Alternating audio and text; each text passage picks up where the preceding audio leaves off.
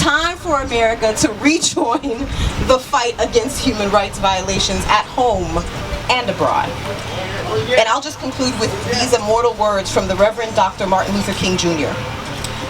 The moral arc of the universe is long, but it bends towards justice. And we're just not stopping until justice is served. Thank you. I'm not sure who I'm introducing next, but I'm going to hold on to this microphone until they come up, because that's what we do. Thank you so much, Honorable Dottie Joseph. Please give her a round of applause again. Thank you very much. Thank you very much. And you know what?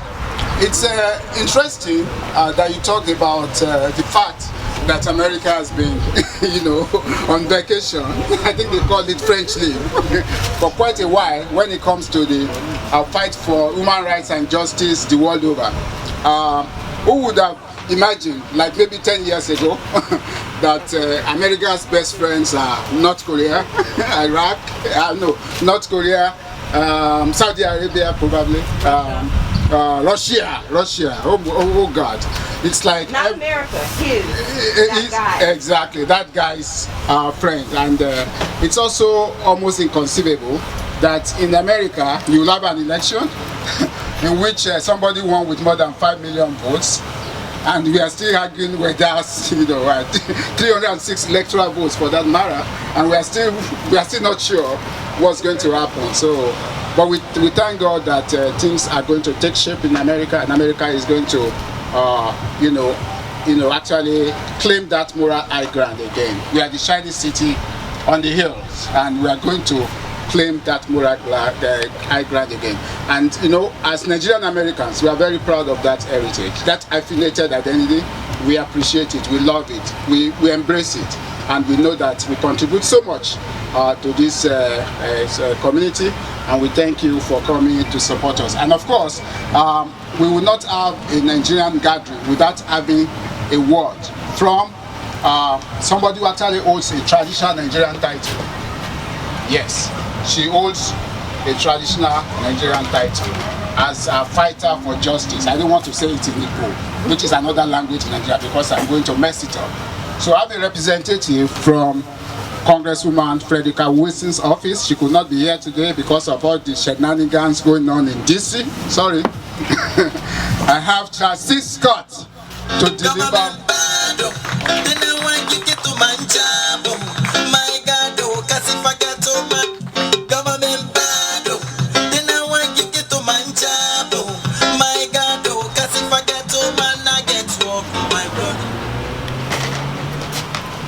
I thank you so very much. I give God thanks for making it possible to be here. I stand before you representing a great woman. And today is not only because of her, but I stand here representing the Congressional Black Caucus. And when I spoke with Dr. Teller about what the response was going to be from the Congressional Black Caucus, I want him to know that you now have an entire pact, and their names are all on the letter I'm about to read to you, that was sent to the Nigerian president on the 27th of October. And the letter is somewhat diplomatic but very scathing. And it states, His Honorable Muhammadu Buhari, President of the Federal Republic of Nigeria, Aso Villa, Abuja, Nigeria. Dear President Buhari, we are writing to you to express our grave concerns regarding state-sanctioned violence. In response to non-violence and SARS protest in Nigeria, we call for police reform and the end of police brutality. We are particularly concerned with the documented force used by the Nigerian police and military, which resulted in the loss of lives and injured dozens of protesters, like the recent events at the Lekki toll gate on the 20th of October 2020. Mr. President, Preventing the use of excessive force while maintaining the rule of law is a global issue. It is one that which we are here in the United States are also grappling. We do not claim to have the answers. However, as nations work to meet the demands of their citizens, respect for human rights must be at the center of all responses, especially operations of security forces, including the police. Transparency and accountability to citizens are always incredibly important. As you know, we firmly believe that individual lives and dignity matters as countries cope with the current challenges they face. Certainly, the actions of the protesters matter, but the burden will always be on governments to protect their citizens. This is a global issue, and is one that all governments must respond to. With this in mind, we welcome your decision to disband the Special Anti-Robbery Squad, the SARS. However, Nigerian citizens have made it clear that they are seeking real and sustainable change. They're requesting more than the renaming of SARS to SWAT.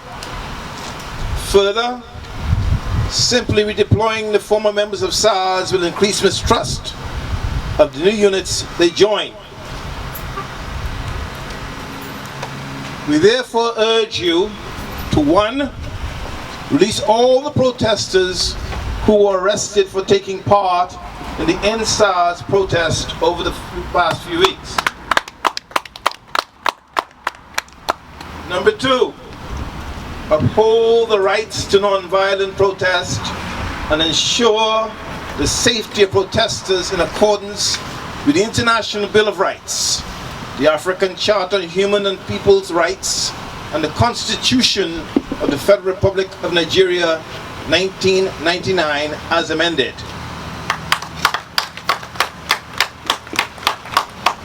Number 3, publicly commit to allowing an independent investigation into human rights abuses committed by the SARS unit and the police in general, and include youth representatives voted on by the public on the judicial panels of inquiry. Number 4, allow an independent investigation of all of the actions that led to the killings at the Lekki toll gate. Number 5, provide justice for the families of the victims of recent protests against police brutality. Number 6, initiate comprehensive overall reform of the security sector, including incorporating accountable structures and the recommendations from the 5 for 5 made by Nigerian youth.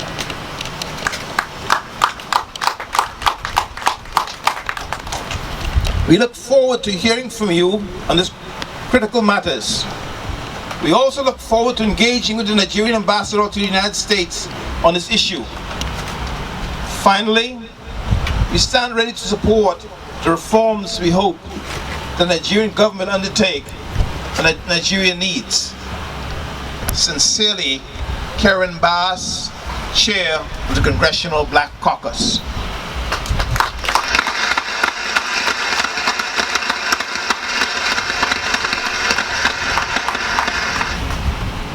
This letter was copied to Mike Pompeo,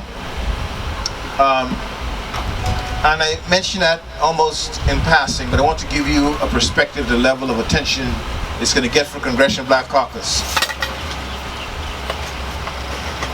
I want you to also know that come January 20th, the Constitution of the United States says at 12 midday. The Constitution says, no, not what the Congress says, not what the Supreme Court says, it's not what anybody else says.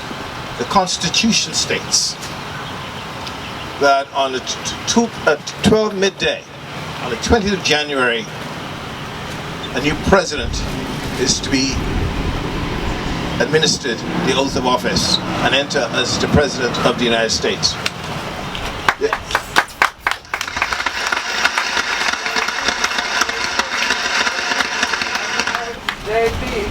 I want you all to know, and you know, I didn't get a chance to say thank you for all of you who are really attending, and especially elected officials here this morning. But Dr. Teller knows the lady who I stand instead of today is a person who's adamant that the constitutionality and the change of the head of state of this country occurs. And when she stands up on behalf of Nigeria, she don't stand up to blow hot air. She's approached the Nigerian presidents on repeated occasions, and she stood up for the Chibok girls and other Nigerian civil rights matters now for almost 2 decades. I want you to know and understand, she's a champion for this cause, and she will continue to fight until these issues are addressed, and addressed in totality.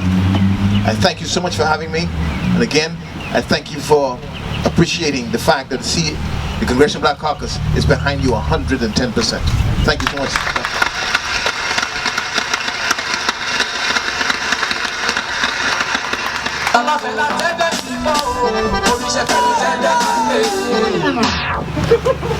You know, we are also known for vibes. Thank you so much, Charles, for that presentation.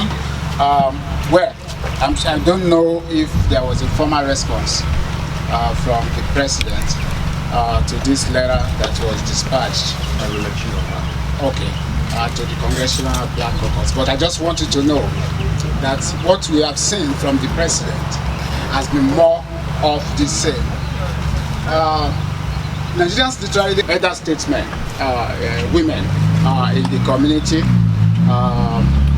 Professor Tony Salvador, who is a professor at Miami-Dade College. She's also, I want to make sure I properly introduce her.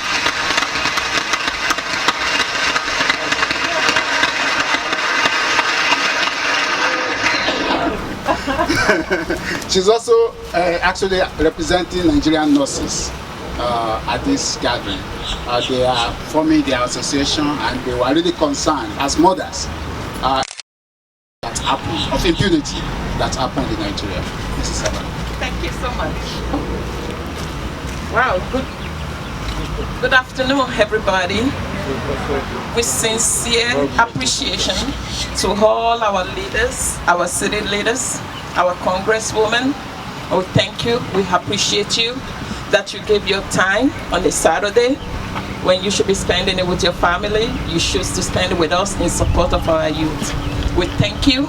We appreciate you. God bless you. Thank you so much.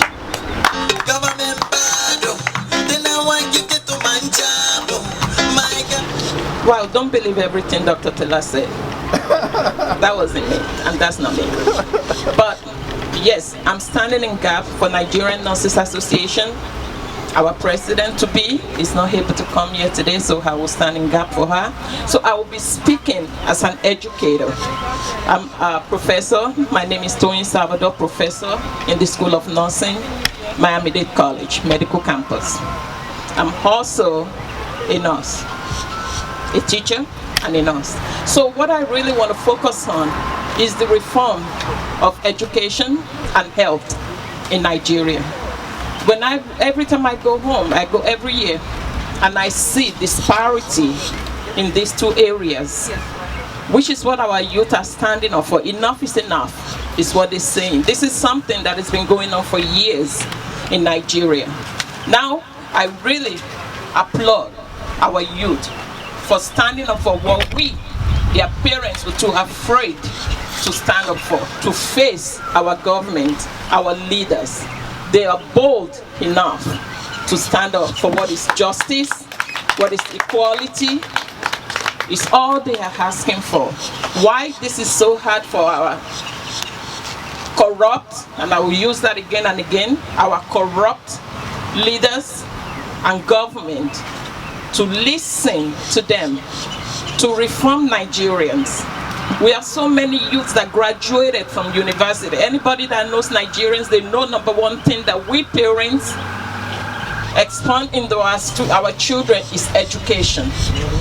Very highly, and something that we really, really impact into our children.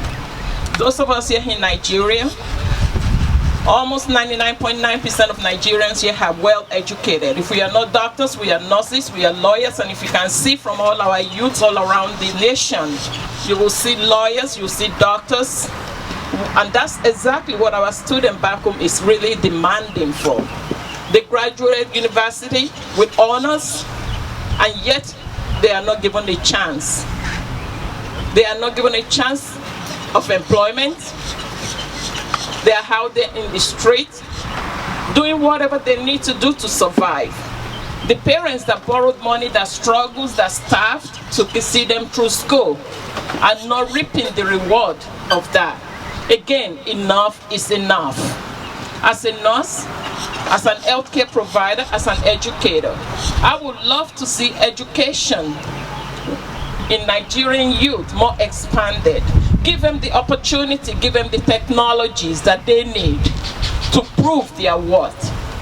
We are brilliant, brilliant children in that country, but with no opportunity like we have in the United States of America. So therefore, I will hope this message that all of us are sharing today will reach our President-elect Biden, our Vice President-elect Kamala Harris, to please listen and bring back the United Nations, like our leaders have said. We need to be back to United Nations so that we can help all the countries that are looking up to the United States of America. We hope that unity will show itself once again in the United States. Because if we are looking to this country for unity, opportunity, reform, like our honorable have said in their policing, I think we will see a way forward for our children. Nigerian youths, you are not alone. We here in America will stand with you. We have leaders that are human enough that will stand with you. The new incoming leadership in the form of our president-elect, we will try to make sure we reach out to him so he can get involved and help us out. Enough is enough of bribery and corruption in Nigeria. We need infrastructures. Yes. We need roads. Yes. We need hospitals. Yes. We need schools. Yes. We need technologies. Yes. Our youth need to progress. It's all about the youth of Nigeria. It's all about the children in Nigeria. It's all about progress for all. Thank you.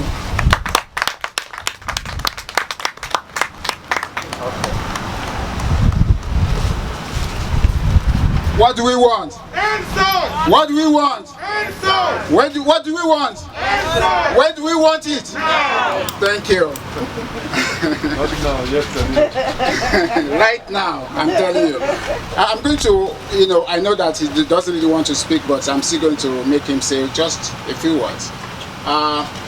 Dr. Patti Kojo is really one of the most committed community persons that we have in the Nigerian community in South Florida. And we will be remiss if you don't allow him to come here and say a few words before the other remarks from the other speakers. Dr. Ojo, please.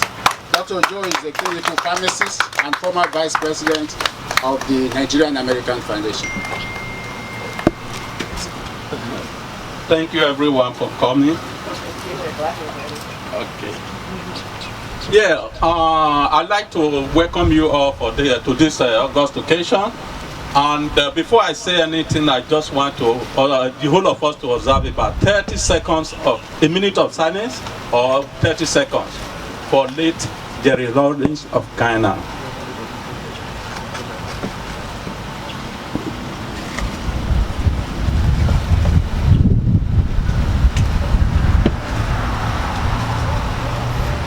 Amen. May his soul rest in perfect peace. I choose to start with that because that is the major problem of Africa, where the masses are taken for granted.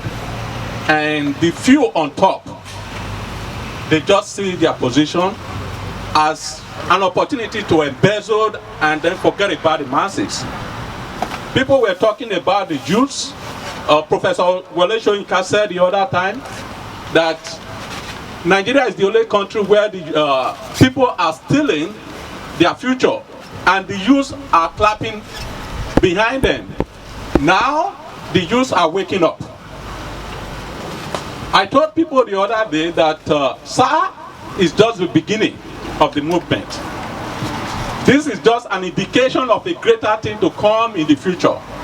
If we don't know, we need to know. Because in China, what they have for corruption is death penalty. Death penalty. And that is why China have been able to move the vast majority of people from the poverty to middle class. About 400 million. How many population do we have in Nigeria? About 200 million. So today, in China, you have about 400 million that have been moved in less than 3 decades from abject poverty to middle class. So when we are able to take care of this problem of corruption in Africa, that is when we can move forward. And there is not the same about it that the Jews are just waking up. With the SAR, they are now knowing what it takes to be unemployed and be out of university and still be looking up to your parents to feed you every day, to give you pocket money, and to make sure that you are able to even stand your home if you have a family to feed. So these are all things that the SAR represents, and we must, as a matter of fact, we must again support them for whatever thing they want to do so that they will be able to achieve everything. Thank you all.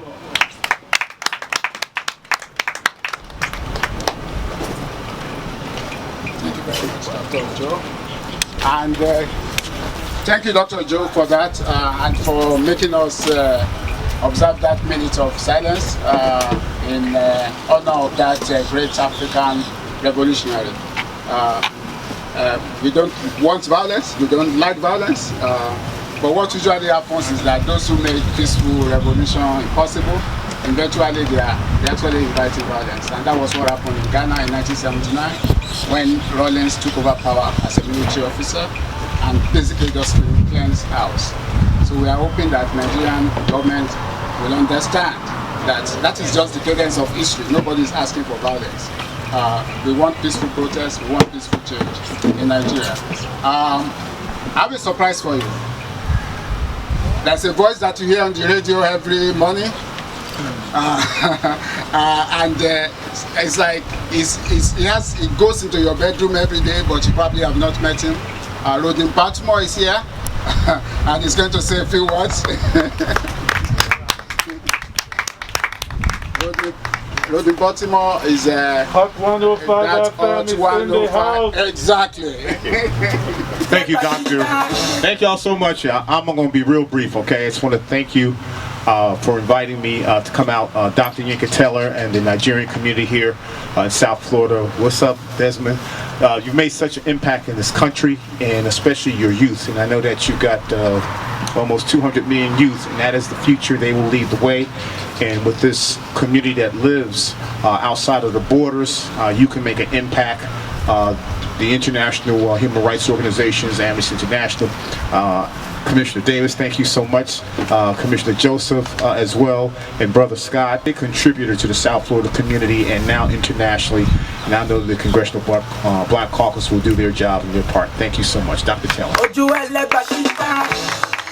I think the next person that needs to get a chieftaincy title from the Nigerian community is going to be Rodney Baltimore because he needs to become an honorary Nigerian. You know, it just goes with the flow, and we really appreciate.